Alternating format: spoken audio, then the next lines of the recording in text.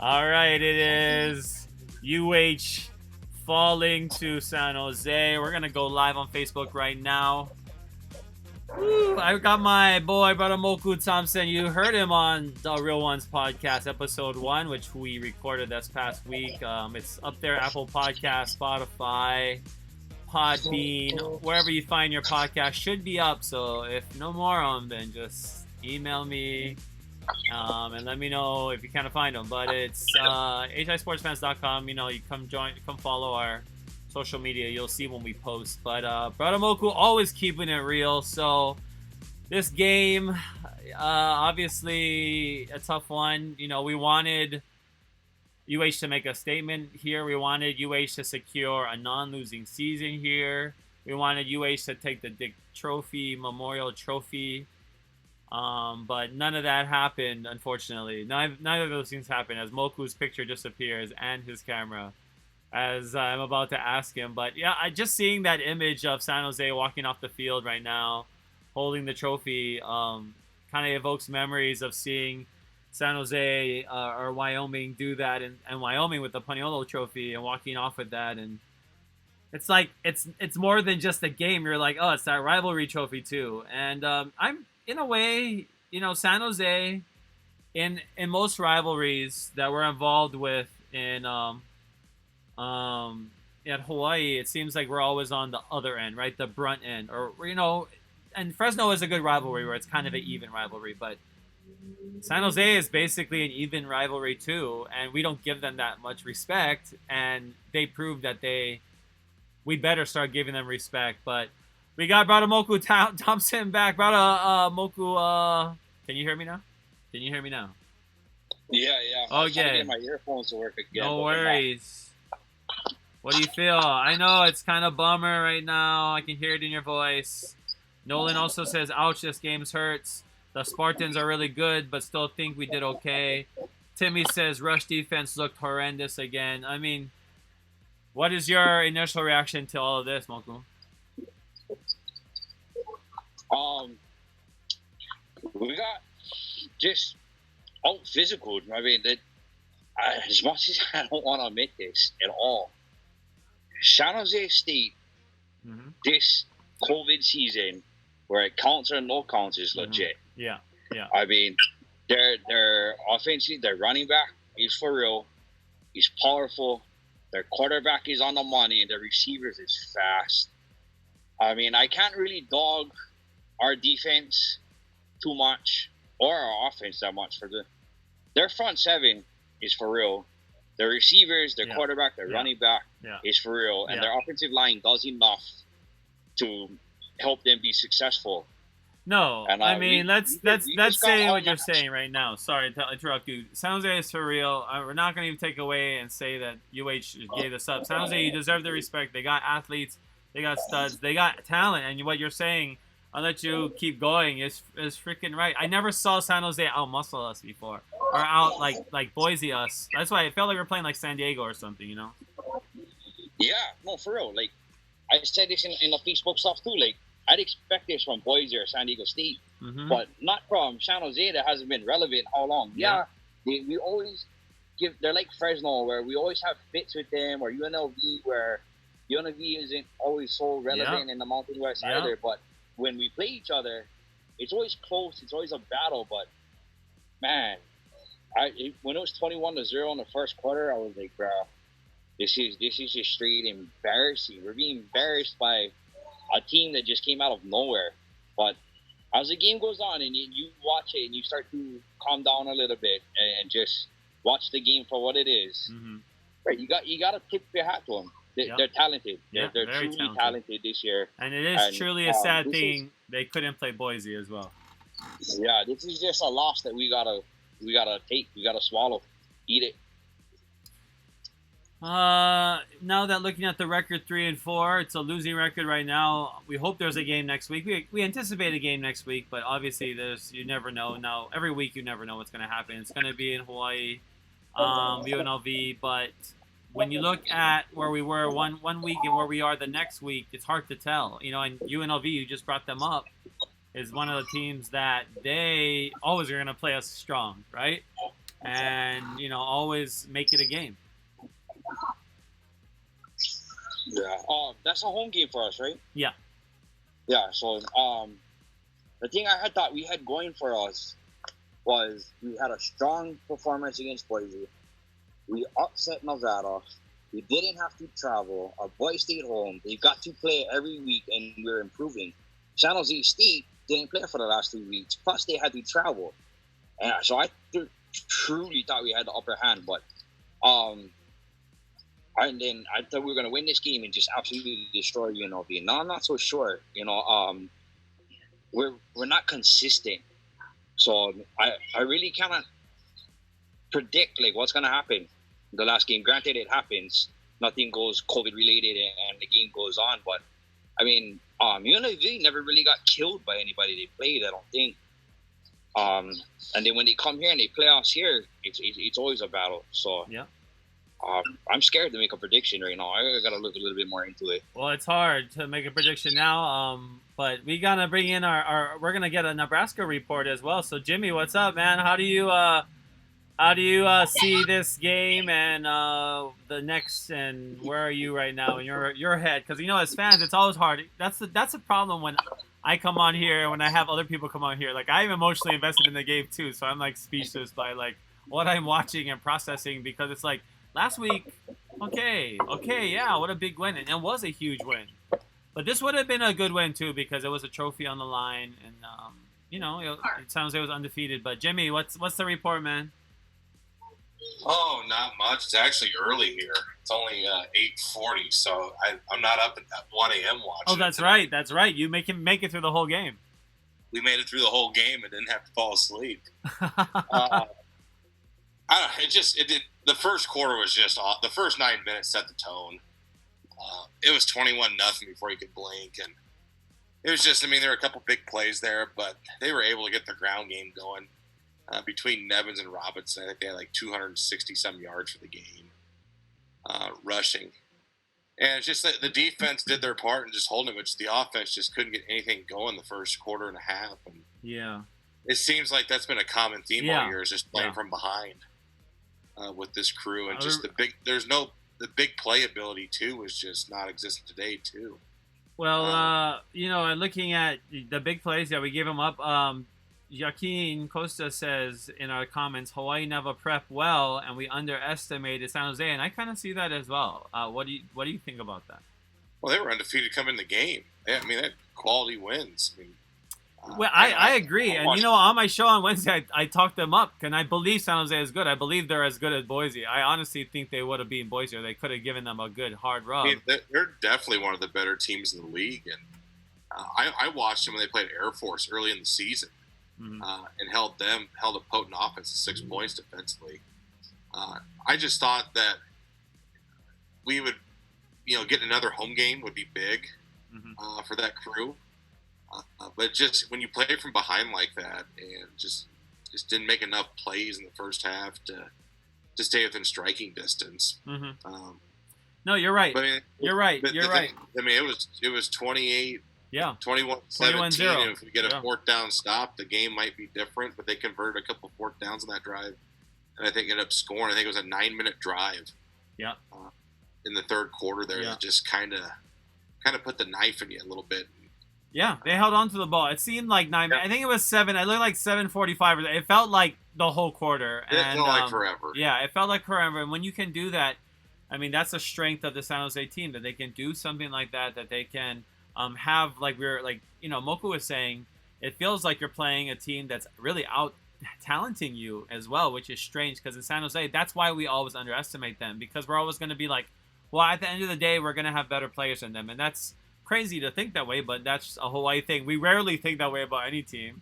But San Jose is kind of one of those teams where you're like, oh, we should at least be better than them, And San Jose deserved that. They showed that they got that respect. But today we also got to see, like you said, and Nolan says, too, Hawaii was down 21-0. In the past, we think it's game over, right, for sometimes. And this Hawaii team never gives up. And in the second half, scoring a touchdown on that first drive. Yeah, they got to 21-17. You're thinking it was just if the defense can just get one stop and make something happen to where at least give the offense a chance to maybe play to get a lead, but it just never happened. Yeah. And I thought it took a while Chevy had a quiet 28 for 42 day, but just couldn't get anything going the first half. Mm-hmm. And I thought that the San Jose defense did a really good job of keeping Calvin Turner, kind of just spying on him all day, and didn't let him get the big play ability going today. Didn't have any major plays in terms of the run game or even in the passing game. It's just, Miles Reed's been pretty quiet here as of late. Didn't really get much in terms of touches today. Yeah. Offensively. The ground game was kind of held in check. That's one thing where the running game has been fairly decent all year. Mm-hmm. Mm-hmm. But San Jose, I thought, did a good job of just, timing with possessions, milking the clock. Yeah. And the other thing, too, is, even with the game as close as it was, burning all the timeouts early in the third quarter. Yeah, yeah. Really kind of threw a wrench into For things. Sure. And my guess, it has to be something. They saw something personnel related. It had to be Mm-hmm. something. Mm-hmm. But when do you see a team burn all three timeouts as fast as we did? Well, they probably know, like we do, that Coach Graham and his staff has shown that they're really great at adjustments at halftime and catching what they, at least by halftime figuring it out. Okay, we know what area they're trying to exploit, but not enough today. And like you said, it's because San Jose ate up clock in the second half, and they rewarded themselves at the end of these long drives. And we couldn't get it going. But one guy, I gotta ask Brother Moku this question because and Jimmy can jump in, but we got to see some guys that we've been hoping to see on the field soon, especially local boys. But Koali Nishigaya being one of those. But Moku, what are your impressions seeing him out there? That was a pleasant surprise. He's been quiet all through the off season. There was no spring training, so we didn't really get any information at all from him. Yeah. And then he comes in and makes two big plays back to back. Yeah. It's like, boy. Well, the brotherhood, this is a game for the brotherhood, and I'm not gonna shout out Kalaipo Haku too often because we know how they are. But I'm so happy that we have St. Louis boys on the team because they have good connection too. And that was like Chevan, he's trusting his boys. And go for it.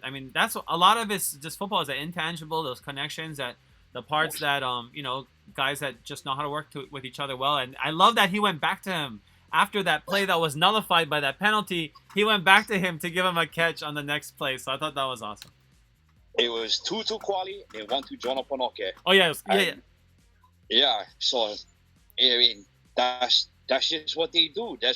Those kids have been doing those type of plays all through high school, and it's like Koali Nishigaya just picked up where he left off in high school. So it's kind of like, why now? Yeah. Where has Lincoln Victor and Koali Nishigaya been earlier in the season? Yeah. I know Lincoln Victor had that fumble. Yeah. But come on, you can't ride on that long for that much.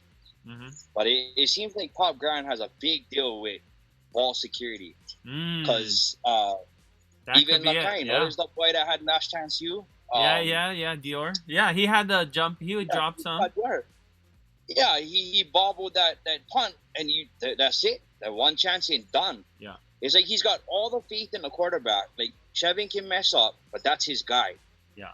And he doesn't punish Chevan for it, but everybody else gets it. They mess up one time and they don't get redemption.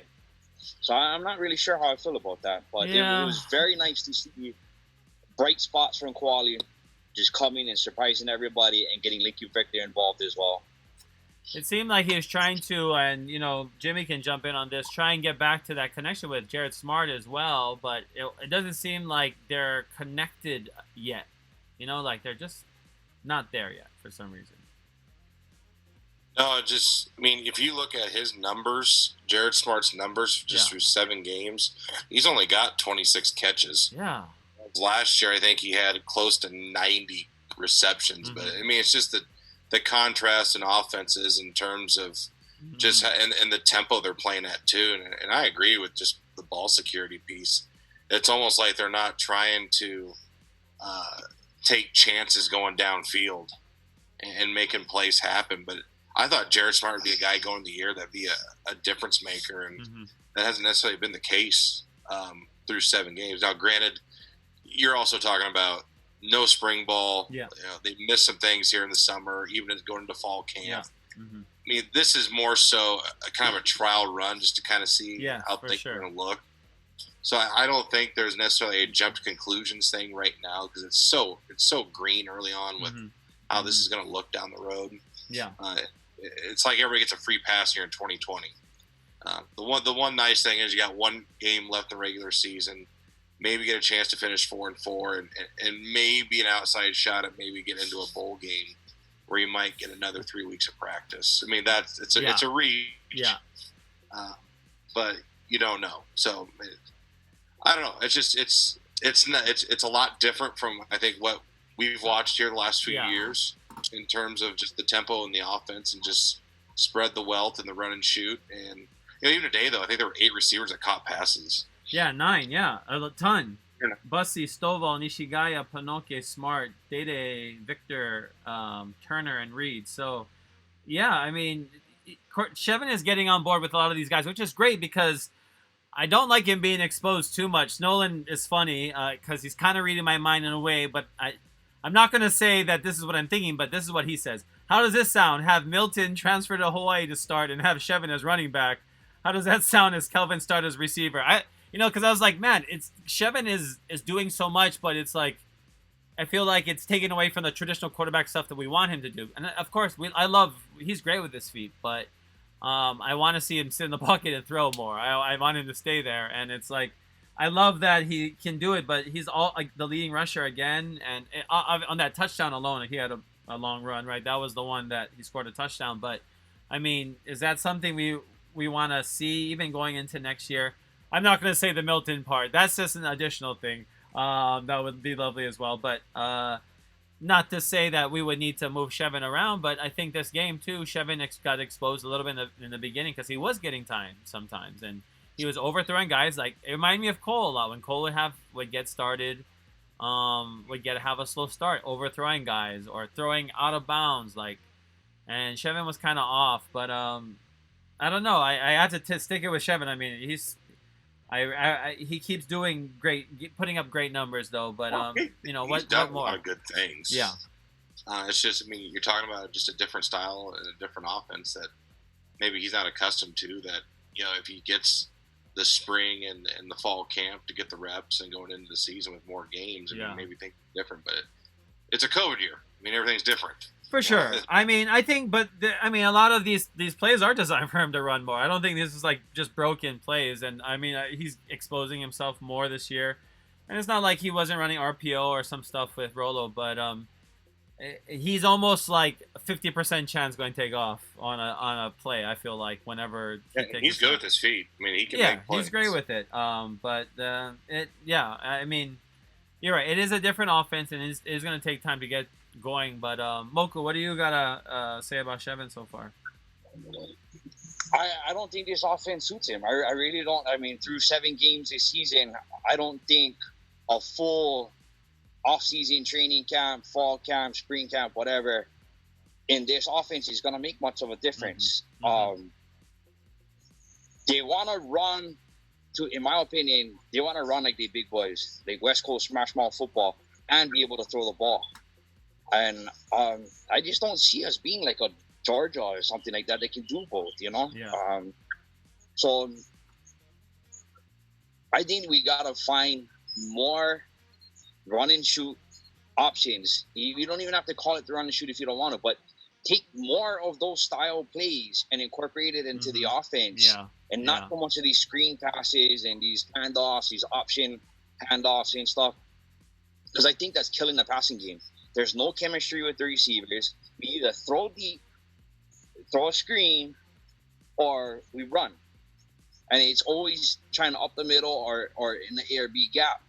And, there's not a whole lot of... I think we would do better with like an option style running where we bubble out and then he either pitches to the running back or keeps it himself. I think that would actually work better than what we're trying to do up the middle. Just based on who we have and the talent, because you got like Calvin Turner. Yeah. Imagine if he was a pitching option. Yeah. You know what I mean? Or even did it. Or I think it'd even give Miles Reed a better chance. Yeah. Miles Reed in open field is dangerous. Yeah. He's small. He has a lot of heart. He has a lot of fight. But, you know, and you got a 6'2", 6'4" lineman who's 280, 320 pounds. As soon as you touch his read, he's done. Yeah. You know what I mean? They can grab him and control him with one hand. And that's no knock on Reed. He gives us everything he can. It's just he's not built to run up the middle. He needs space. He needs room to move. And when he can do that, he shows promising things. So I'm not a fan of this offense. I want it to change. The defense, I love it. I think that's going to improve, get better. I think with a full training camp and a full understanding of what they're doing and being able to get together, review video, get on a practice field, get the repetitions that they need, this defense is going to grow. I really like the opportunity for the defense. Not loving offense. D.R. Scott is punting. Looks like going back there to receive punts as well. But like you said, that's a good chance for guys who are good in open space to get the ball and see what they can do. I mean, Calvin is averaging almost 18 yards on his returns, and I feel like he's gonna break one. You know, but what do you think? Like you said, you want the offense to change, but I you know, it seems like this is. I don't know. I don't even know what the offense is. I hate to say I really don't know what the offense is. I feel like it's still evolving, so maybe it will keep going. But what do you think about at least the tight end and bringing that guy in? Yeah, no, I've never really been too much of a big fan of tight ends just because Hoy's never really utilized a tight end. You know, we didn't really grow up watching Hoy do that kind of thing. We've had it here and there, and I know Chow tried to implement it a little bit, but I want to see more corner routes, more goal routes, more pitching goal routes. You know, that's the kind of thing I want to see more things that the quarterback can make the read and the receivers make the read on the defense. Yeah. That's what I love about the run and shoot. Oh, yeah. You're talking about 2007 though, but somebody's always open. That also takes, like we said, that familiarity, and what Jimmy was saying too. You know, it's like it's this we didn't have the spring, we didn't have that chance, and like you need to have that camaraderie with the boys too to be able to, you know, have that connection on the field and improvise like that. And you know, Colt had that with his guys, with the dreadheads, and it'll take a while to develop that kind of rapport with each other. But you know, like a lot of these guys too, when you're trapped in a certain offense, like what you're saying, a system, you feel like you feel like handcuffed from being able to improvise. Yeah, and I think that it's affecting Chevan's accuracy right now with the lack of, okay, all right, they're going to throw it to the sideline, I'm going to throw it deep. And I think that affects his over-the-middle passes because we always see his short middle passes, they're high. His deep balls are too deep for the receivers. Just because there's no chemistry, they're not on the same page. They don't run it enough. They don't practice enough to understand that. So will it change? But I don't know. I want to see more of what we're used to because I think it gives our style of players better chance. You know, what happened to the out routes, the 3-and-out, 6-and-out routes? No, we want to throw bubble screens to the sideline and they hardly go for anything. I mean, yeah. Are you one of those anti-screen guys? Because I know there's so many people that like hate screens. That seems like as well in the message board. Not a fan of that play. I like those like inside screens that we work. Those like tunnel screens that we would like. You know, like stuff that it was the receivers. You know, but I see what you mean. It's just frustrating, but I like that they tried and put some wrinkles in, right? He tries to add some plays in. On that one that got called back, there was a reverse when Calvin Wright was back there. I feel like I like that he's trying things. That GJ is trying some innovative things, but maybe the base offense I'm still confused at. It seems like the creativity comes out in desperate times. True. Like, you know, we always see some fancy creative trick play when, you know, all hope is like lost. Okay, we need something to happen. Let's just try it. and I think that's where it's at with that. And I don't think that's the way to approach it, you know. So I don't know. They just Jimmy, not digging the offense. Jimmy, I mean, I think, you know, like you said, we'll let him. I don't know if he's still around, but this offense will take some time to simmer, maybe. And to me, I just feel like I don't know what the identity of the offense is. Is my thing. It's like what I thought what is going to be coming into what, you know, Arizona State did and like Tulsa did before. I guess I don't see a lot of the same. I thought I would see more guys in motion and more like play action, like way more play action. Like kind of when we scored the touchdown in the I formation, like seeing more stuff like that, like where it's like we're gonna change the formation up, but the themes are countering, and the theme is deception. I mean, I feel like football that should always be the first thing is deception. I mean, like unless you are like athletically superior to the other team, which we really in the Mountain West there aren't other teams that we are have superiority of and more talent that we can just run a very vanilla offense. We need to put in some wrinkles and use some of our, you know, other elements. But I don't see that as much as I thought I would. I thought we would see that kind of thing, I guess. And you guys can come bring in and stuff. I'm just trying to lead you guys in. I know it's hard because we all lost, but Jimmy, any thoughts, Jimmy? No, just I mean, obviously it's just like I said before. It's just a different look and a different feel from what we're used to or accustomed to watching them play. But I just got to give it time. I mean, I think people are just want to jump to conclusions, and obviously, I mean, people get frustrated. But I think the big thing is it seems like just there's been slow starts all year where it just takes time for them to get going. But then once they get, by the time the end of the first half rolls around, they finally get some momentum. But I'd like to see them take more chances early in the game and use the creativity offensively to get some of those speedsters the ball on the outside and make some plays. And do some different things and maybe not be as conservative. But I mean, again, it's obviously. I mean, they see some things that we don't, you know, in terms of game prep and doing things throughout the week and some things they see on film to maybe exploit some things.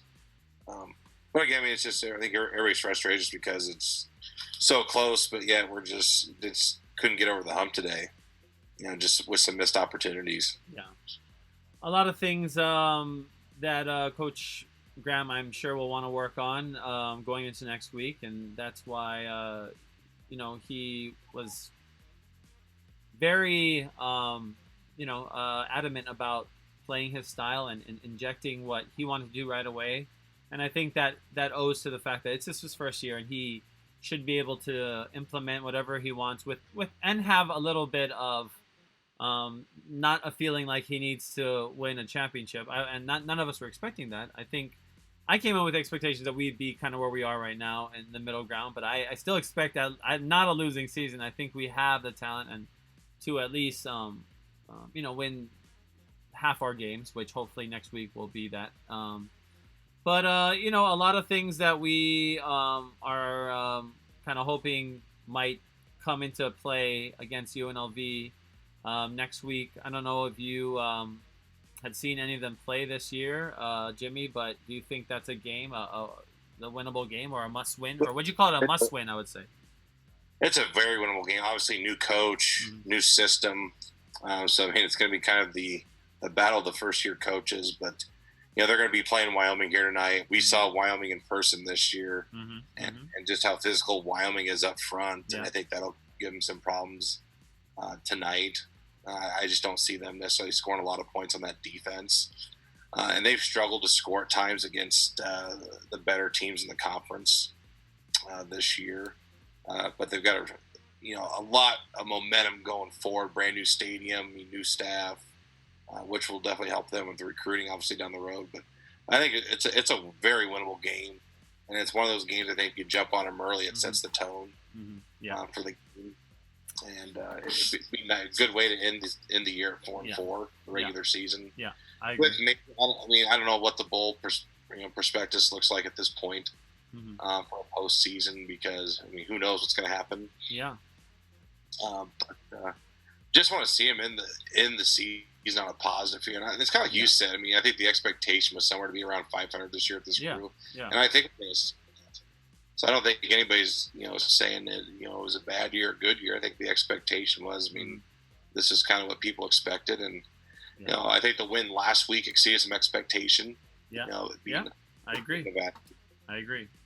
Yeah, I mean, it's going to be hard to gauge this year and kind of judge these wins until we see the entire picture, because some wins look really good and then they're like, okay. And then some, sometimes those losses don't seem, too bad, but then you're like, okay, some of these teams might not be that good. But the Mountain West in general has stepped up. And like you said, you were there in Wyoming, and that's one of those games that, is so rough for UH to have to play and for Hawaii to have to fly there, obviously, and play in those elements. But when we talk about winning a Mountain West championship, we got to win these games, right? We got to win these home games. That if you're going to contend the division, you have to win these games. You're right. But, I mean, and somehow find a way. I go back to last year and they beat San Diego State at home at the to clinch the division. I mean, that was such a huge win at the time, and a big springboard even going to the bowl game too. So I mean, I think that's where maybe the expectation is down the road, and and again, you got to give this staff a little bit of time here to recruit and get some guys in here and fill some gaps with some personnel. And I mean, the fact we saw the tight end today was a different wrinkle at times, but I mean, obviously they're going to get some guys in here, and they've got a plan in place, and hopefully just finish this thing next Saturday night with a W and finish the regular season 4-4. How has it been watching the games out there in Nebraska? It must be nice, right, to have a early game, like you said. It's great to have an early game. I'm excited to see a 1:00 kick on the island because I'm at 5:00 here. Well, at least you got your flight. We have a game. I mean, the one thing with here in the States is if you have the app, I mean, you get to watch it obviously on on the app or nothing on the phone. But sometimes it's hard to, if you don't have the right setup, you can't cast your TV. Yeah. Either watching on a Kindle or the iPhone or an iPad. Or a TV. Watch the games, but just the fact that we get to watch football. Yeah. We get to watch them play because it's something we always looked forward to on Saturday, especially at night, late night. And, we've been to a couple games here the last couple years. We'll take it because there was a point in time this year we didn't think they were going to play. Yeah, of course. So I think sometimes we got to put this thing in perspective a little bit. And it's great to nitpick and look at things and analyze things, but, big picture here, I mean, there's college football being played across the country, and I guess we'll take that more than anything here in 2020. Yeah, a big game today, BYU and the Chanticleers. Jimmy, a former college basketball player, he probably played in one of those bracket buster games that they used to have on ESPN. Every year. Yeah, and it felt like that, right? That BYU got this bracket busting opportunity. Not that we thought Coastal Carolina was one of the best teams in the country, but they kind of look like it. I mean, and BYU looked really good all year, and the fact that they beat them. BYU for stepping up and saying, "Hey, we'll go play." Yeah. Because they didn't have to play that game today. Yeah. And those two, and a heck of a finish. I mean, the guy got stopped just short of the goal line there in the game to win it. But I think that's the way the season's been, though, where it's just your schedule's kind of who knows, you won't be playing on Tuesday. Next thing you know, you're traveling to the other part of the country to play on Saturday. Exactly. But the fact that game got played today, had that on my TV majority of the second half. Watched it. Yeah. But again, I mean, that's what college football is about. It'd be interesting to see where Coastal ranks now in the top 25. We started looking at a lot of the teams in the top 25. Tulsa's in the top 25. Coastal Carolina. Yeah. Louisiana. I mean, a lot of traditional teams that are not ranked. Well, the thing is, it seems like there's a I don't know if Moku agrees with this. It almost seems like the rankings, they only allot a certain amount. And this year was different because some of the major conferences started later. But it seems like, we cannot rank too many group of 5 schools in the top 25 because that'll look too uneven. So when you add these Sun Belt teams, inevitably which conference seems to be left out, and it's us this year, the Mountain West. So that is kind of strange because I think the Mountain West is strong this year, yet there are no ranked teams. Right, but the Sun Belt played from started the season. I mean, they got their true, start early. True, yeah. And so people nationally have been following Coastal Carolina all true. season. They've been following. Louisiana beat Iowa State the first week of the season, and Iowa State's going to play for a Big 12 title. So, I mean, the quality of wins that conference has, especially out of conference, has been really good. And that's where the Mountain West, like even Big Ten country here, I mean, it's so wishy-washy because obviously Ohio State's the cream of the crop. But a school like Wisconsin, who's probably not going to get a chance to play in the Big Ten title game just because they missed out on a couple games, how does that play into the playoff here when they go to get the 4 teams? Because I think right now, it's pretty cut and dry. I think who the top 4 teams in the country are going in the playoff. So I mean, it'll be interesting to see where Coastal falls in that category. It'll be interesting to see, what if San Jose State, let's say, had a full season? Yeah. I mean, I hate to say, I wouldn't say they'd be undefeated, but let's say no, they would have contended, I believe, for undefeated. They look really good, in my opinion.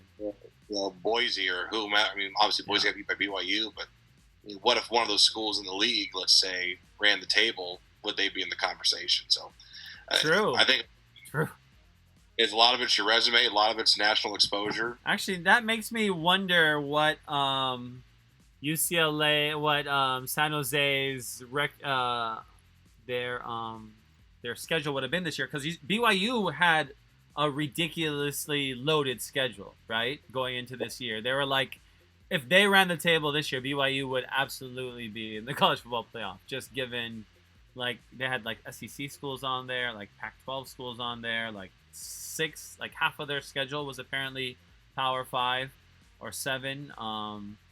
But San Jose, I don't know. I felt like I was, pretty high on them before, but they lived up to it. And you're right. I never really thought about them in that national conversation, but also Coastal Carolina does look really good. Louisiana does look really good, or maybe because we see them on TV, or we see them now. But that's the thing about this year, though. Yeah. And those schools have taken advantage of the situation. They've been on national TV every single week, so people across the country know Coastal Carolina. They know Louisiana because you see them every week on ESPN or on ABC. I mean, think about this: the one weekend the SEC gets canceled, San Diego State and Nevada are playing the 2:30 game nationally. Yeah. So I mean, there's some exposure for the conference from that standpoint.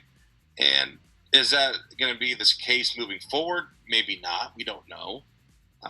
But I think a lot of the non-Power 5s have gotten a chance to showcase just that they can play at a high level at the Division I level and be competitive. So it's just how the year is. I mean, it really is. And, I thought, honestly, that Hawaii would get more national TV games based on last year, but that wasn't. Yeah, I agree. I thought we should have gotten based on that. I think that is a respectful place where it's like, but it's also the conferences don't pick the games. It's the representatives from the networks that do choose the ones they want. But and it's surprising. You would think they want to come to Hawaii. You would think they would be like, hey, let's go to Hawaii because we can send our crew to Hawaii. But this year, only getting 2 games hurts because, like we talked about on our podcast also, that we filmed this past week. I keep dropping because it was such a fun episode. But it's like, it's who you play, and it's who you're able to schedule, but also that comes with a culture, that comes with how you build your product up and how you are able to attract people, even if you're not in winning seasons, if you're not having the best season, that you can still have a name on a national stage. And it seems like we're not. We could have gone there maybe in 2007. Maybe that could have been our jumping point. I think our best chance of really entering the national conversation. But we gotta play from behind. It looks like, and it's probably not going to be this year, but next year.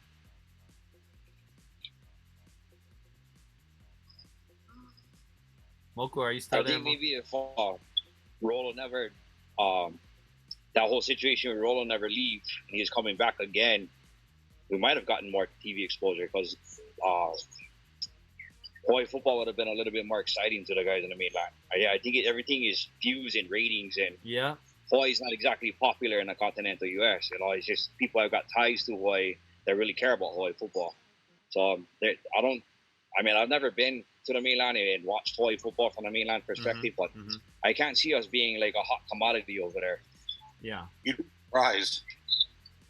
You'd be surprised. He said good. And that you see in Nebraska, I think you're right. And you can grow it. We can grow it because it doesn't. We have a great when Rolo first bought those uniforms and brought the new logo, that brought in just the people that liked our logo and the people that just liked that who didn't care. But you're like, Jimmy was one of those guys that could convert it. He didn't have any connection to the program, but it was from watching. But what was it for you, particular, Jimmy, that brought you?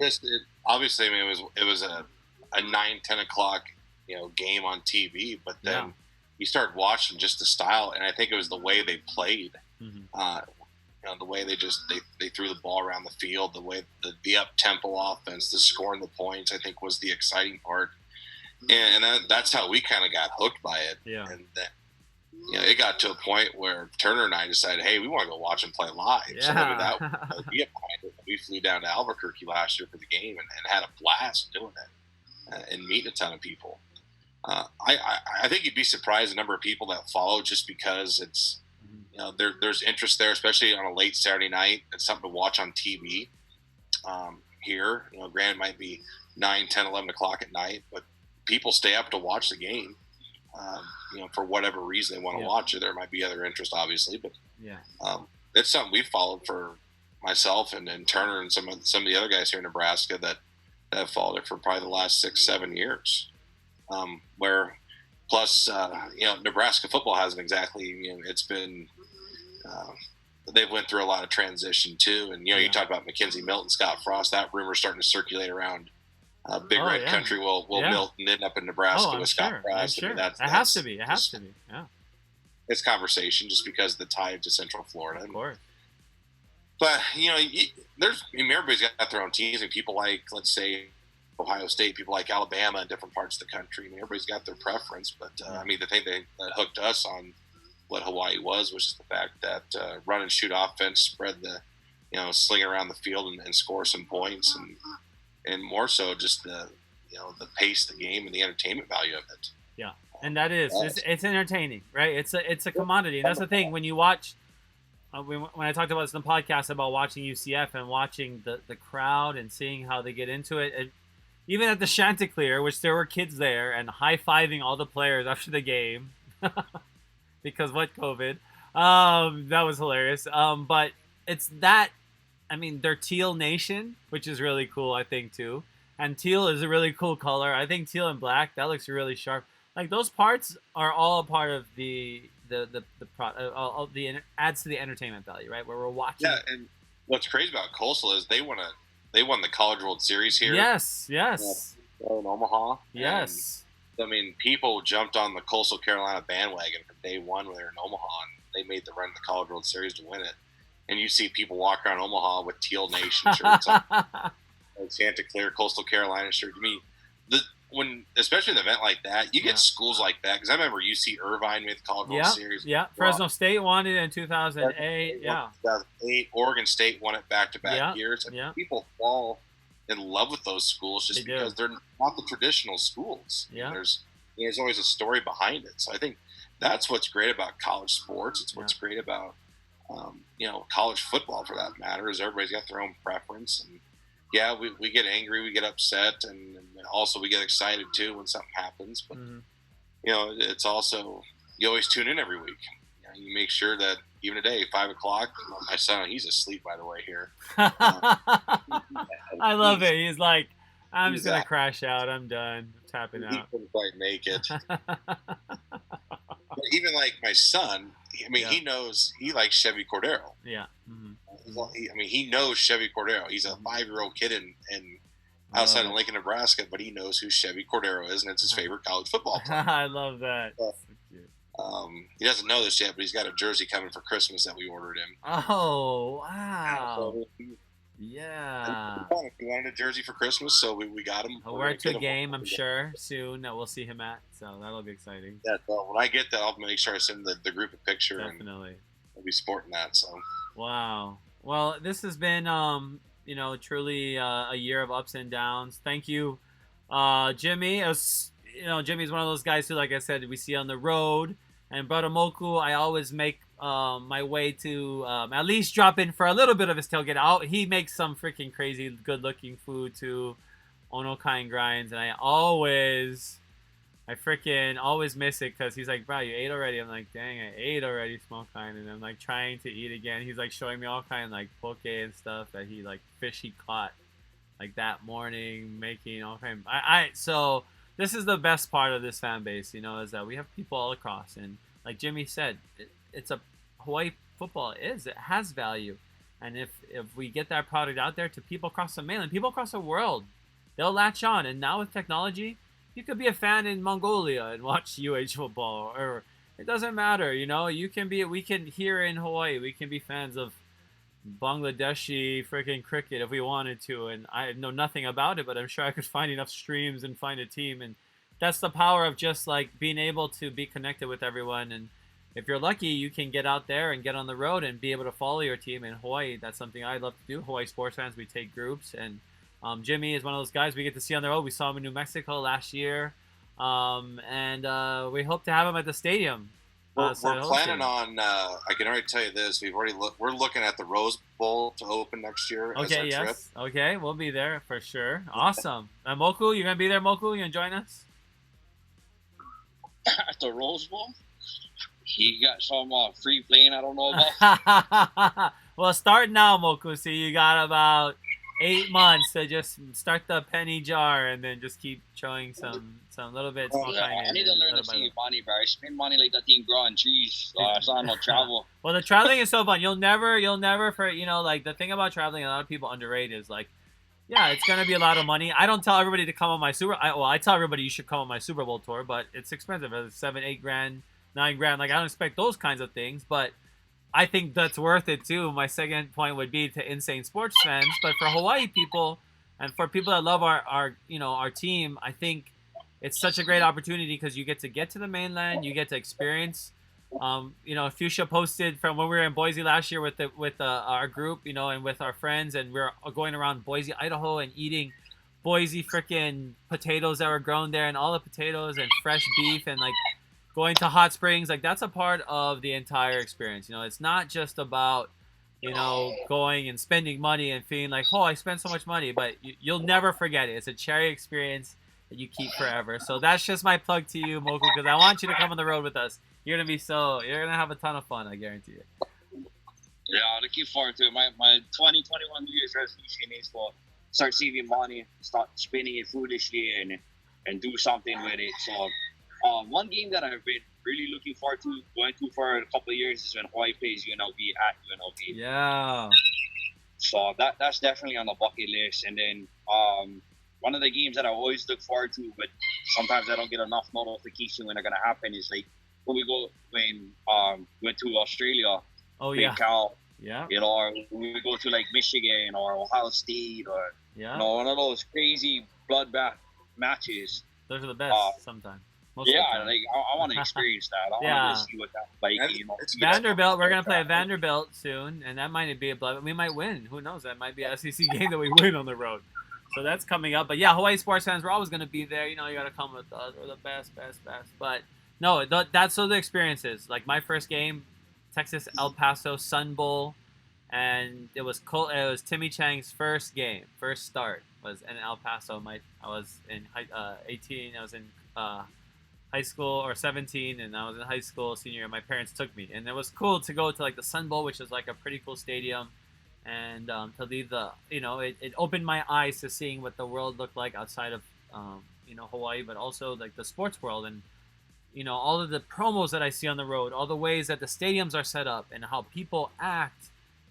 Those are the kind of parts that of the game that go unnoticed sometimes. And Steven Tsai brought this up on the show, how important he realized now fans are, even more so, to the experience in the game. And that is a part of the fan experience that the game has nothing to do with. And Fuchsia and I talk about this all the time, right? It's like we get to eat at some fun places.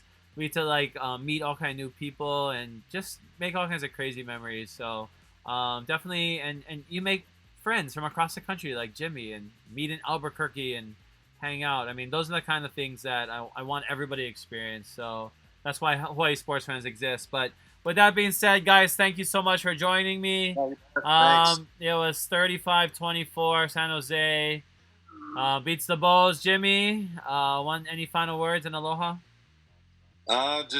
We got one more week here, one game left. I'm sure I'll probably talk to you again next Saturday night, and we'll be watching from the Cornhusker State. All right. In my case, the Blue Jay State. The Blue Jay State for him.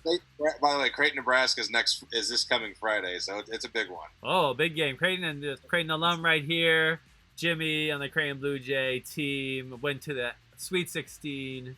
So this guy. Sweet 16. Yeah. Close.